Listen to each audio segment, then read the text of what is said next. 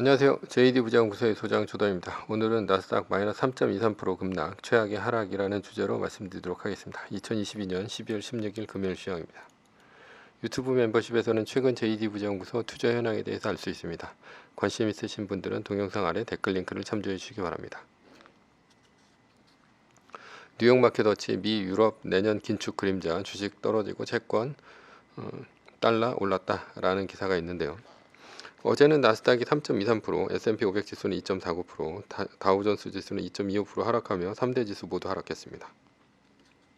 메인 이슈입니다. 나스닥 3.23% 급락, 최악의 하락. 나스닥 최악의 하락이 나왔습니다. 지금까지는 지표가 나쁘게 나오면 오히려 좋다는 뜻으로 시장에서 받아들였죠. 그래서 주가가 올랐습니다. 그러나 이제는 지표가 좋아도 안 좋아도 안 좋으면 더 나쁘고요. 또 나쁘면 더 안 좋게 받아들이는 것으로 보입니다.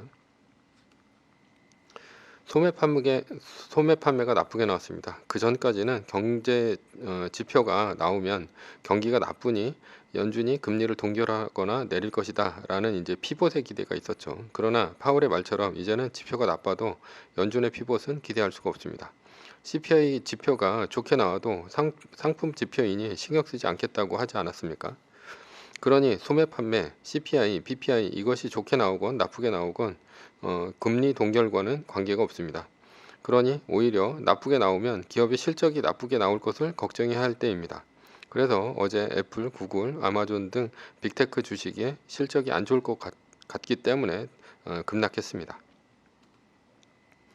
그런데 파월이 가장 신경을 쓴다는 고용지표는 오히려 좋게 나왔습니다. 즉 실업자는 줄어들고 있는 것이죠.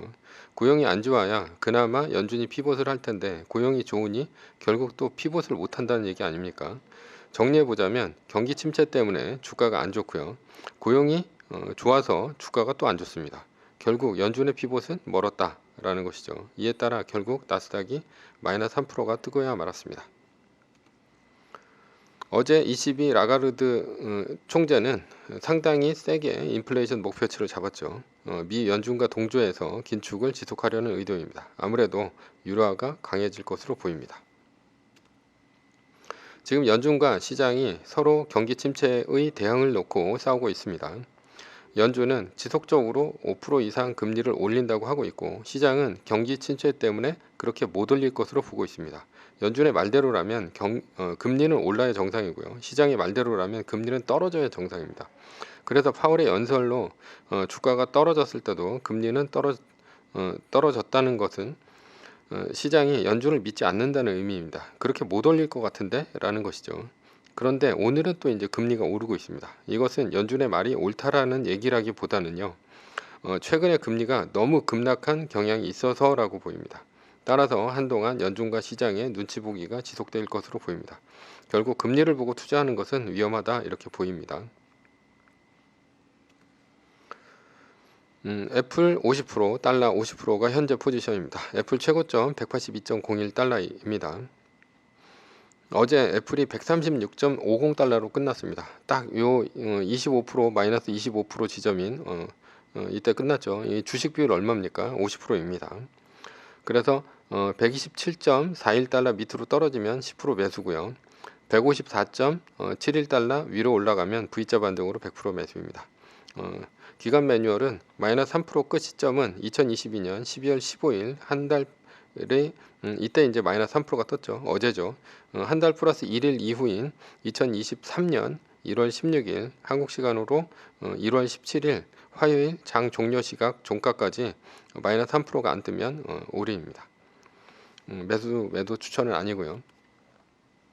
결론입니다. 연말에 오히려 산타 랠리가 아닌 죽음의 랠리가 펼쳐지고 있습니다. 그러나 이럴 때일수록 매뉴얼로 투자를 해야 합니다.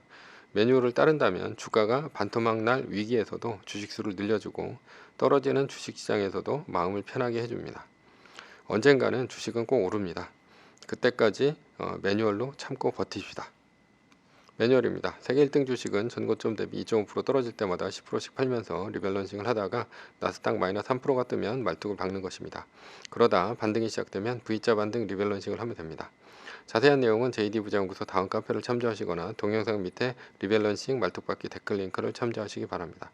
전제는 세계 1등 주식은 우상향합니다. 매뉴얼을 지키며 세계 1등에 투자하면 25%의 복리로 10년간 10배, 20년간 100배로 재산을 불릴 수도 있습니다. 위의 상황은 매뉴얼일 뿐입니다. 따를 사람은 따르고 참고할 사람은 참고하시면 됩니다. 주식을 사고 파는 것에 대한 모든 책임과 이득은 본인에게 있습니다. 매뉴얼을 지키려면 머리를 쓰지 말고 머리를 쓰려면 매뉴얼을 지키지 맙시다. 오늘은 나스닥 마이너스 3.23% 급락, 최악의 하락이라는 주제로 말씀드렸고요. 지금까지 JD부자연구소의 소장 조던이었습니다. 컨텐츠가 좋았다면 구독, 좋아요, 알람 설정 부탁드립니다. 지금까지 들어주셔서 감사합니다.